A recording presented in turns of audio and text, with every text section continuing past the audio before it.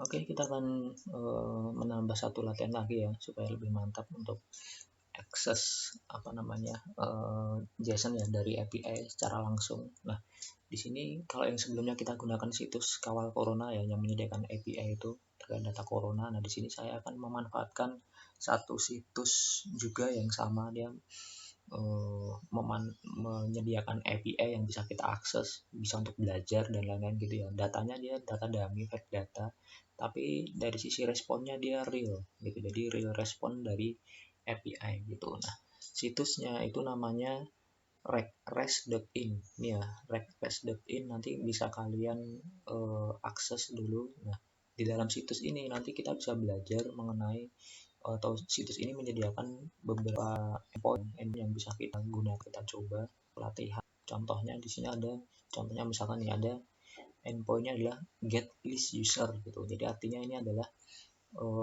alamat API untuk mendapatkan list data user. Karena di sini contohnya patch 2, artinya ini ceritanya ini si API itu dia ingin mendapatkan data user pada patch kedua gitu ya, di halaman, berarti bisa jadi ada halaman satunya juga gitu ya. Di sini yang contohnya adalah patch kedua.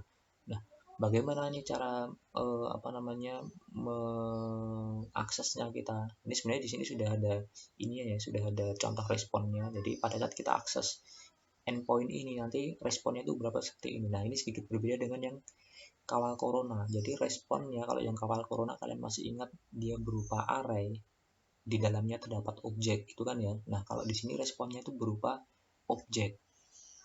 Nah, sebuah objek. Jadi di sini terdapat sebuah objek, di dalam objek ini terdapat beberapa properti, ada properti page, ada per page-nya, ada totalnya, ada total page-nya, terus ada data. Nah, data di sini dia berupa array. Inilah nanti yang akan kita coba akses dengan sedikit caranya tentunya berbeda ya. Ingat ya, karena kalau misalkan di sini langsung responnya berupa array, di dalamnya ada objek, kemarin bagaimana aksesnya. Nah, sekarang responnya berupa objek yang di dalamnya ada data, salah satu propertinya itu data, nilainya berupa array. Nanti kita akan coba akses data masing-masing person yang ada di sini. Jadi ini ceritanya nih, data ini berisi data orang gitu ya. Di sini karena ada sekitar halamannya ada 6, jadi di sini datanya itu ada 6 orang. Itu masing-masing blok ini itu mewakili satu orang. Oke, kita menuju dulu ke kode kita. Oh ya, sebelum menuju ke kode kita copy dulu untuk endpointnya. Di sini kalian tinggal klik list user, terus klik untuk endpointnya. Nah, di sini kan ya, ini kita copy dulu nih URL-nya, kalian copy dulu nanti untuk kita pindah di kode kita. Kita copy dulu, terus kita menuju ke sini. Nah, di bagian fungsi open di sini kan, yang kemarin kan di sini alamat atau URL-nya adalah Kawal Corona. Nah, sekarang kita paste di sini, ini adalah untuk alamat yang tadi ya, recres.in, terus ini adalah endpoint yang kita akses gitu. Seperti ini. Nah, kalau sudah seperti ini, kita coba cek dulu apakah datanya berhasil kita dapatkan dan disimpan di my object untuk ditampilkan di konsol gitu ya. Kita cek dulu nih, kita simpan, terus kita menuju ke konsol sini. Nah, benar ya, datanya ini berarti sudah kita dapatkan dan tidak sama seperti yang sebelumnya di Kawal Corona kita mendapatkan error block course ya. Kalau di sini tidak nih, makanya saya bilang tidak semua API itu akan diperlakukan sama gitu ya. Karena tidak ada error, maka di sini ya kita tidak perlu menambahkan solusi yang sebelumnya kita bahas, dan langsung aja seperti ini gitu. Oke. Tujuan kita yang tadi adalah kita ingin menampilkan ceritanya foto dari orang yang masing-masing orang yang datanya didapatkan dari API ini ya gitu. Nah, sama nih, karena saya ingin menampilkan foto, berarti di HTML ya, tentunya di dokumen HTML biar nanti muncul di browser. Kita siapkan dulu wadahnya. Kalian menuju ke index.html, lalu yang tag sebelumnya bisa dikasih komentar dulu, terus kita buat tag baru untuk untuk wadah yang menampilkan foto tadi ya. Gitu. Di sini misalnya kita kasih satu tag div untuk wadahnya, terus ID-nya bisa kita kasih nama foto gitu aja ya. Namanya ini kita kasih foto aja. Oke, seperti ini. Kalau sudah, kita simpan.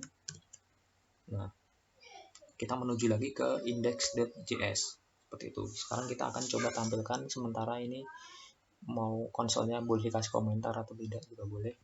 Nah, sama seperti sebelumnya, apa yang akan kita lakukan? Kita lakukannya adalah kita membuat sebuah variabel yang nantinya akan kita isi struktur HTML yang akan ditampilkan ya di blog ya. Sama seperti tadi kita buat let, misalkan kita kasih namanya sama ya, konten seperti yang sebelumnya, masih berisi string kosong gitu. Nah, yang pertamanya sekarang konten ini akan kita isi. Saya ingin menampilkan dalam bentuk order list. Kalau sebelumnya unorder list, sekarang order list. Kalau order list ya berarti nanti tampilnya dia ada angka 1, 2, 3 gitu ya. Kalau unorder list kan dia dalam bentuk list icon atau simbol gitu.